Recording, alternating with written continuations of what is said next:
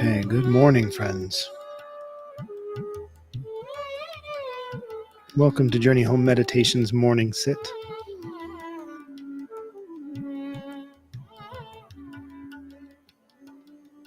This morning we're going to come together for a little shared breathing practice.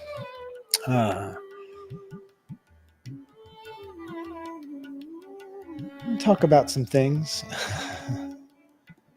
And I've got a couple poems today I'm hoping to get to. We'll see how that goes.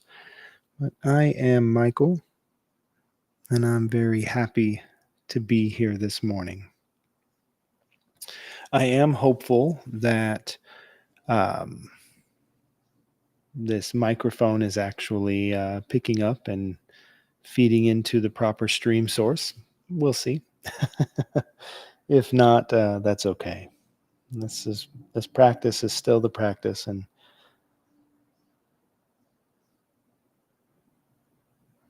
I feel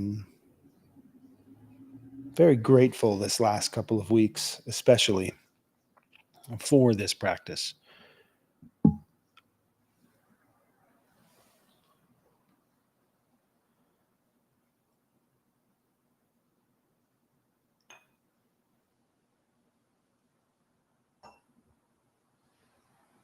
So before we begin even with the breaths this morning, I just want to take a moment to recognize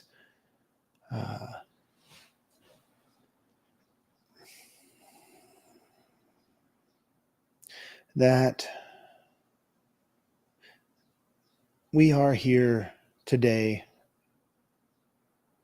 with this ability to move this body, even if it's just a little bit today.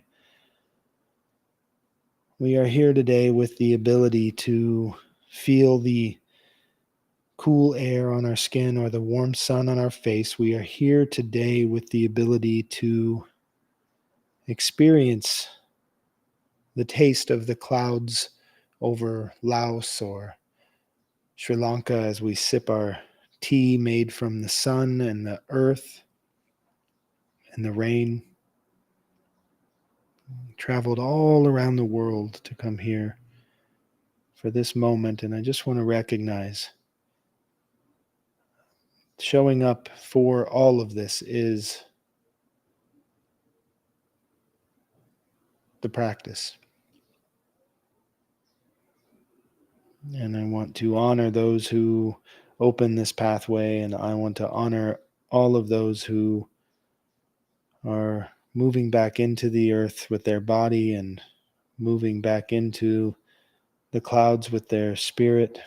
And as they shift the way the clouds shift, I see their shape. And I see their shape. And I love it.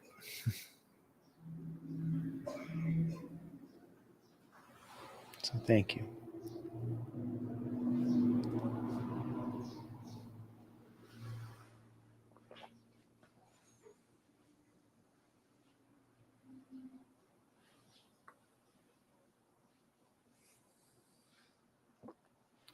So to begin with, before we move on to anything else, let's sit with our breath just for a few moments.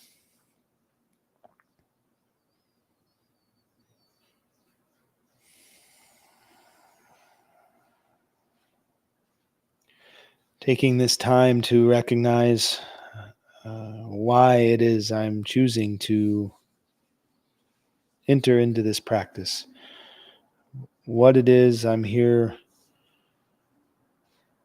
hoping for, and what it is I'm here to let go of. As we simply come together. This is simply a coming together, nothing less. So breathing in through the nose to the bottom of the belly, I give thanks. I am breathing in.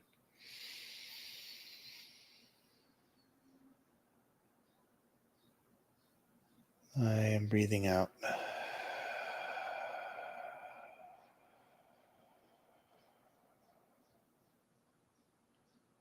I am breathing in.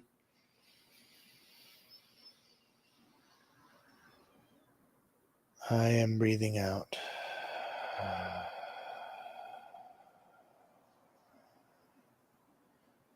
And finally, I am being breathed.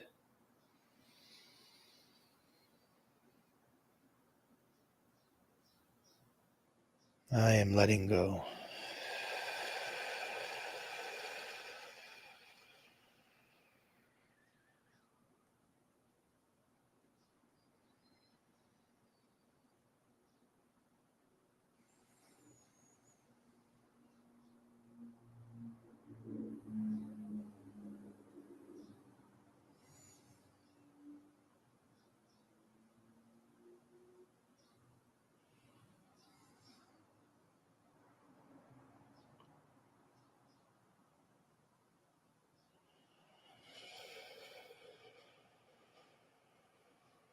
When we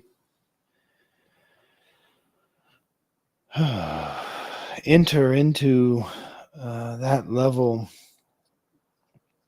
or any level of communion and connection with our bodies,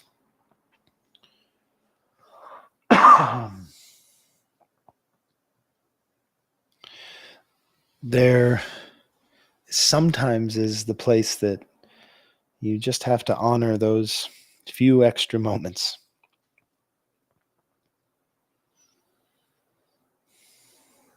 Our bodies carry so much every day. Our feet carry us through our days. Our hands carry the things that we need to carry. Our backs shoulder the weight.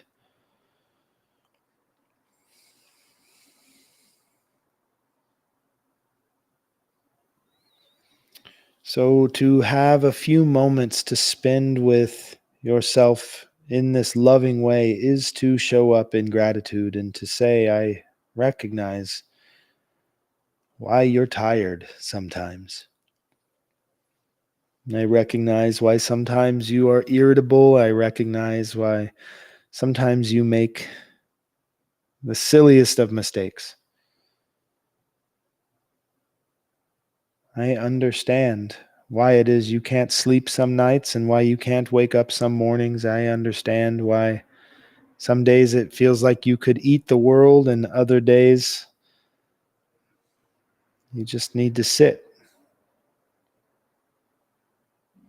because this body that is the vehicle of my soul and the soul that is the vehicle of spirit, it's doing a lot every day.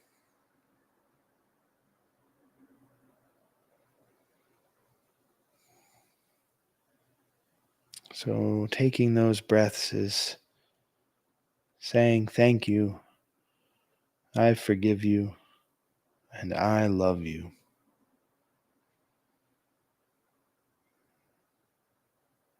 Thank you. I forgive you, and I love you.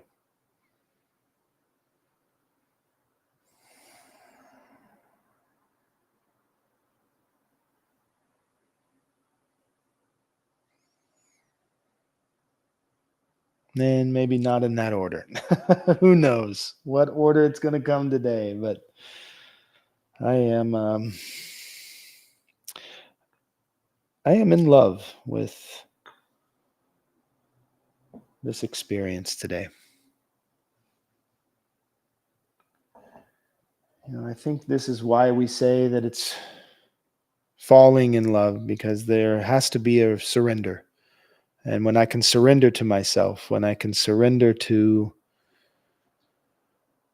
allowing myself to love myself, um,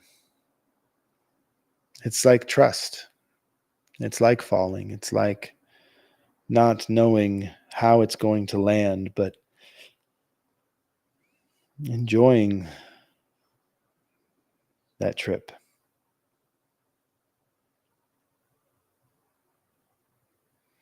And there's definitely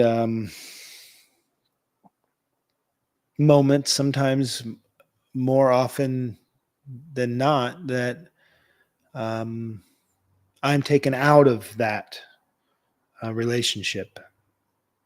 I'm taken out of that relationship of falling, and it's more like I'm trying to fly. I'm trying to flap my arms and not feeling like I'm getting off the ground.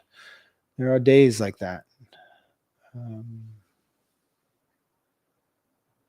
but maybe we're not supposed to fly.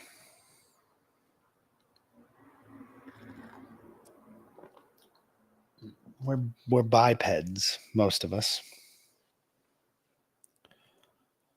And maybe we're supposed to have our bodies on the ground. I was reminded of that by a poem. I'm going to read a few poems today, because I'm not going to be here tomorrow to read poems. And I like poems. I like poems a lot. I may have mentioned this already, but I was asked in discussion with a couple of lovely people while waiting for the poet Padraig Otuma to join the room on stage and mesmerize us with his naked love. We were talking about literature, and I had traveled quite a distance that day. Particularly, I had started my morning off in Phoenix, Arizona, and flew to Portland, and then took the Amtrak from Portland to Seattle, and then took a rented battery-powered scooter from the Amtrak station all the way across Seattle to St. Mark's Episcopal Cathedral. It was quite a journey. It was a hero's journey. and it was all in service of getting to this poetry reading. And they were saying, wow, that's an awful lot to do for poetry. Is literature your career? Is this what you do? And I said, oh, no, my career is love and forgiveness, but poetry is just a really easy place to find those things. And we all laughed, but it was serious for me. Like, poetry is the place that I've been able to most easily access love and forgiveness regularly. And sometimes it comes in the form of humor. And, as far as humorous poets go, I don't know if there's anyone with more of a sense of humor that is the cosmology basis of their poetry than Hafiz. Hafiz, this is from the book The Gift. I'll show that there. Poems by Hafiz. It says, the great Sufi master. So Hafiz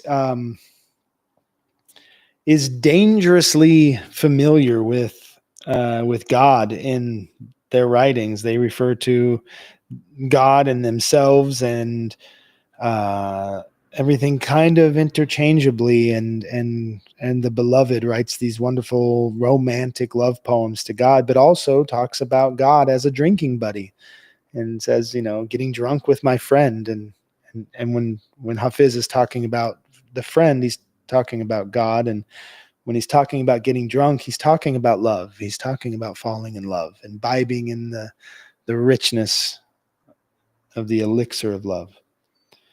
And but he also talks about, Saul Williams, one of my favorite poets, an amazing poet, an amazing person, modern poets, once said to us that Hafiz talks about like he has God in a headlock, and he's given God a noogie. And that level of familiarity, that recognition of the oneness with it, and the rightful place, our rightful place with that love, is quite funny sometimes. And this poem, it put me in a place of thinking about just recognizing when we're not doing what we're supposed to be doing. Part of the path of Dharma is to understand what the Dharma is, what the way is. And in doing that, we understand what it's not. Sometimes we have to understand what it's not to understand what it might be. In the Eightfold Path, there's all these recitations of the right. There's right thought, there's right action, all these things that are right. And there's curiosity around that because, in the Christian faith that I grew up in, there was more focus on the 10 Commandments than there was on the Sermon on the Mount. The Sermon on the Mount was directions for how to live, and the 10 Commandments are absolutely directions how to not live. Don't do this, don't do that. Shut your mouth when you're talking to me. uh, so discovering other teachings that come from a different perspective, things like the Eightfold Path are saying this is the right way.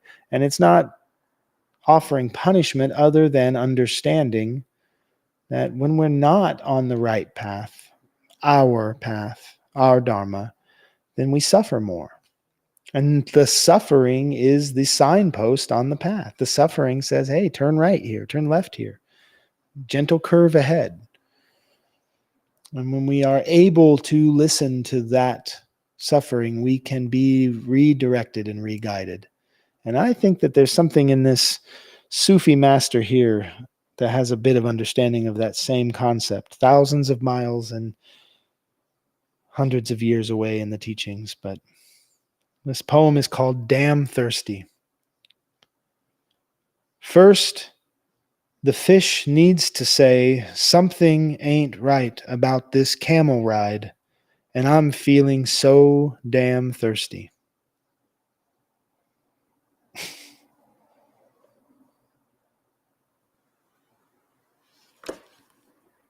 It's silly, it's fun, but it's a clear way into understanding, like, yeah, the fish needs to recognize that it's not supposed to be on the camel. And that may be why they're suffering and why they're so thirsty, because they're not in their home place. And I think about that in myself. When am I willing to recognize, I don't think this camel ride is the one for me. I don't think flapping my wings and trying to fly is exactly the path forward for me. I'm going to continue to feel like a failure if I continue to try to do the thing that I'm not meant to do. And I look at our lives and how many of us struggle with imposter syndrome or self-doubt or feelings of intense loneliness. And I wonder when we're going to recognize first that something ain't right about this camel ride. And I think that most of us recognize that quite early on. And there's no lack of correlation between that understanding that something ain't right here and our proclivity for substance use or promiscuity or and there's nothing wrong with substance use or promiscuity at all. But when we understand that what we might be doing is taking that understanding that our heart is not being fed, we are damn thirsty, and we're trying to get there through the mind, that maybe we are on that wrong path, and the right path might better be to come through that heart into that mind.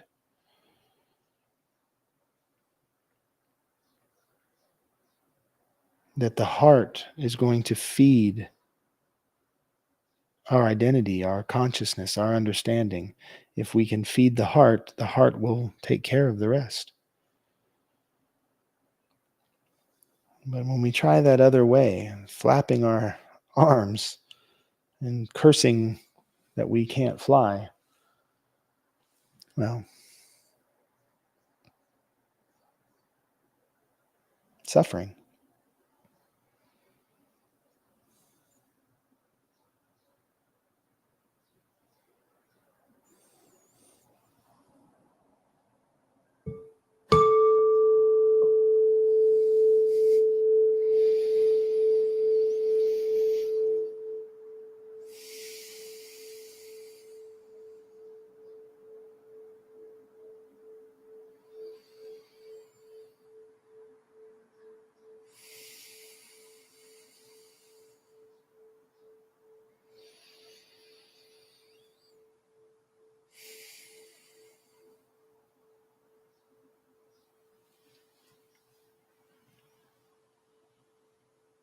Hmm.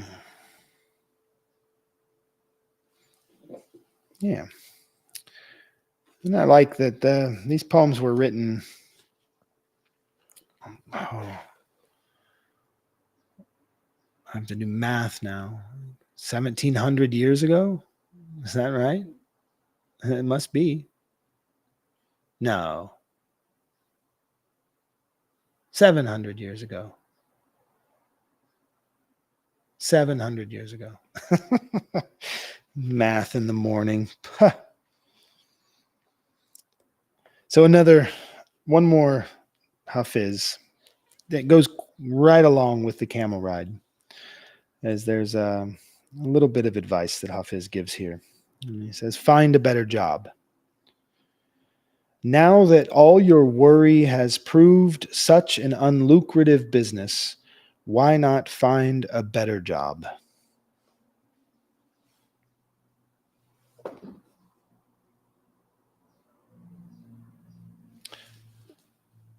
It's simple.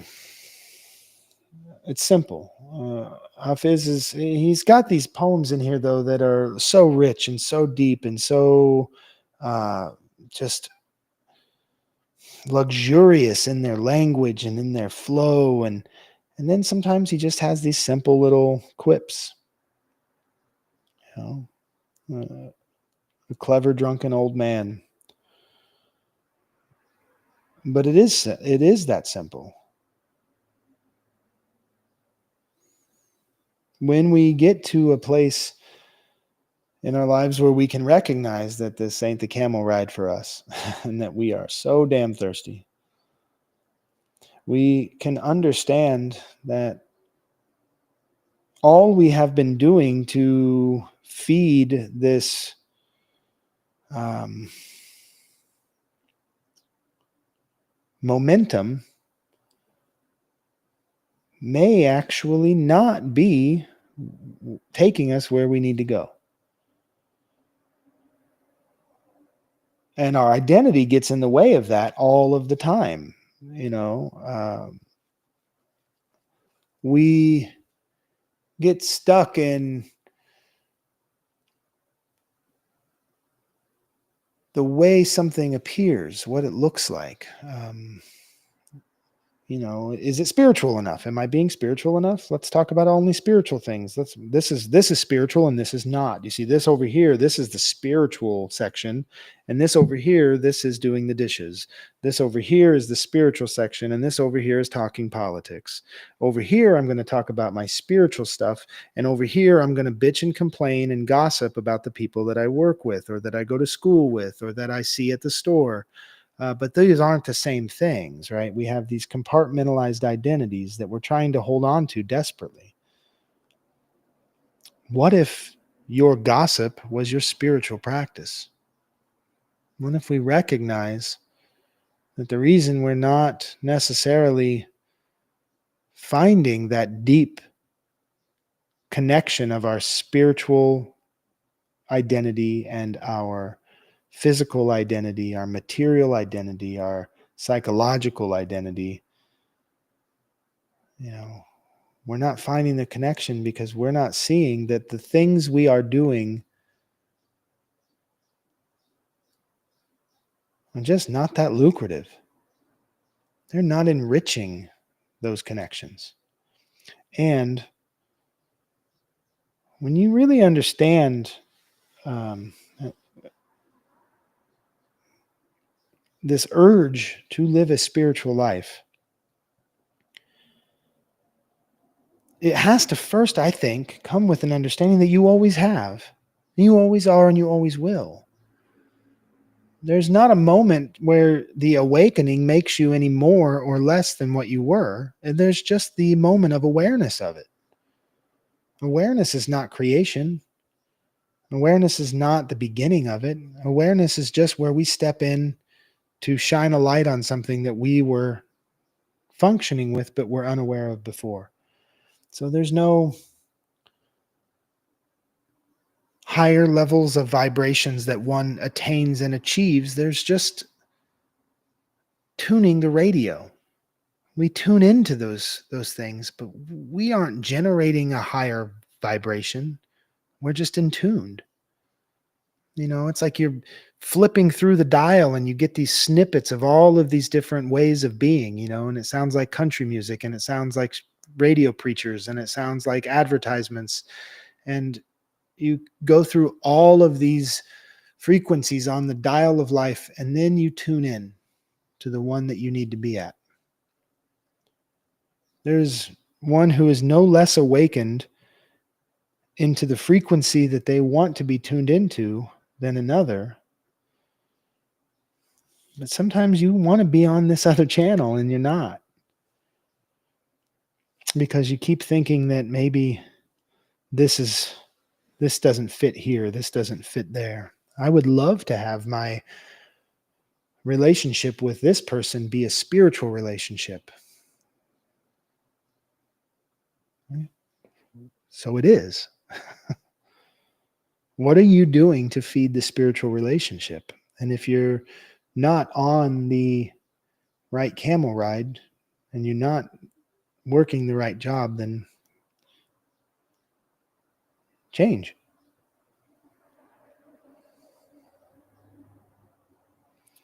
But it's difficult. It takes practice.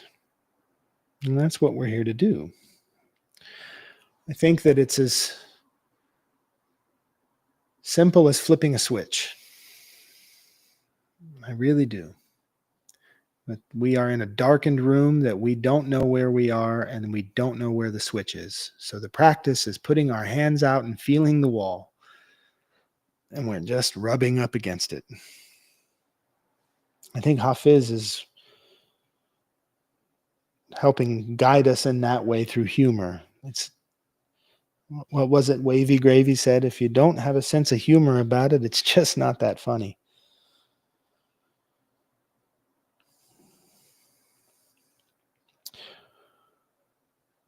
But I think that we know when we're on the wrong camel ride. It's just a matter of trusting that.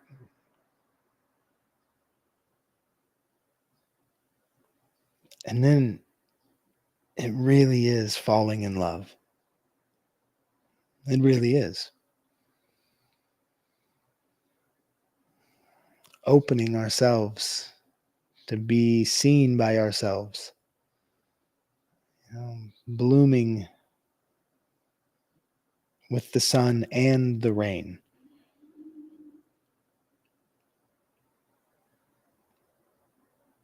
The rain is so important. And it's so often the metaphor for our sorrow and our sadness. And that's okay. Because that feeds us too.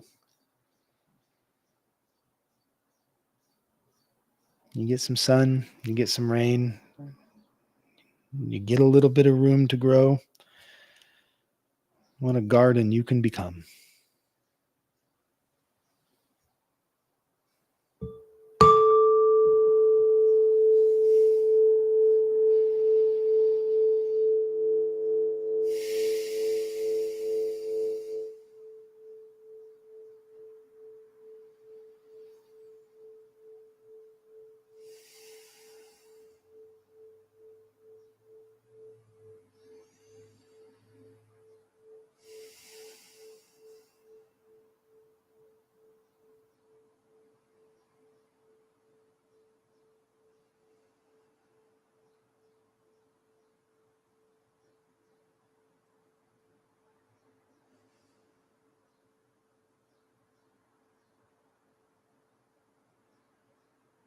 Just breathing in through the nose.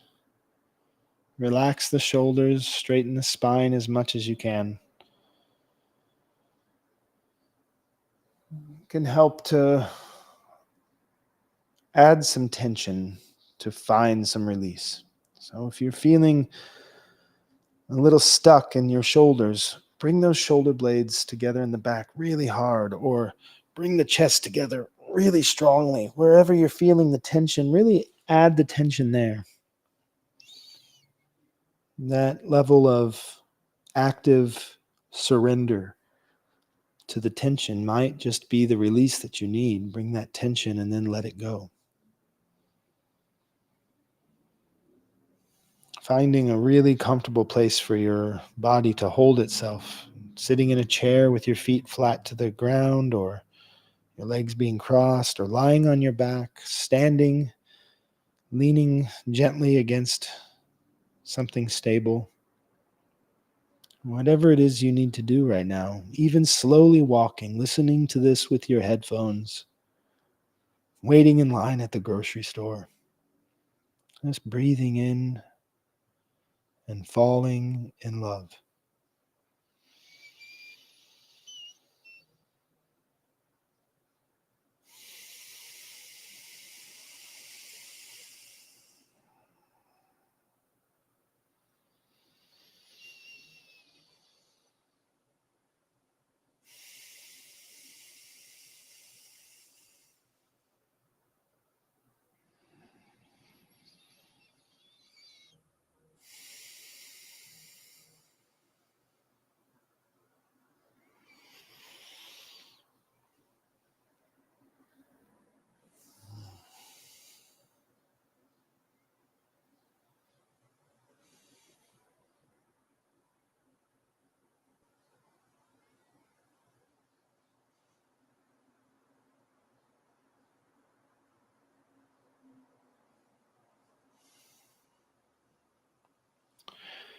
All right.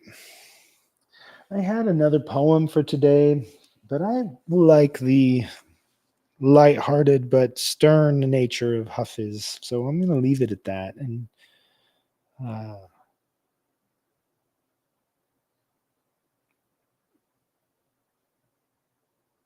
I'd like to hear your favorite poem today. So if you get the opportunity to leave a comment on this post, send us a link to your favorite poem, or maybe it's one that you've written that you can type out into the comments, whatever it is. Where have you found love and forgiveness or guidance or humor in a poem? It'd be helpful.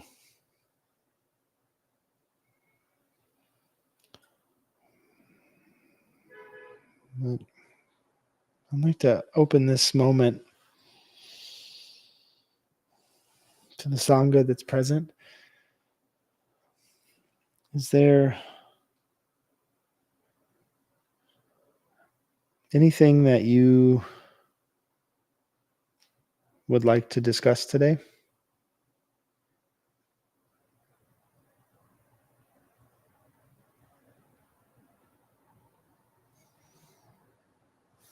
Not today? Okay. Well, thanks for being here in person. And thanks for being here on the stream. I'll be back on Tuesday, most likely. I'll be traveling a bit tomorrow, and I will be unable to be here early in the morning on Monday. So see you next week. Hari Om. Give thanks to the Buddha, refuge in the Dharma, refuge in the Sangha.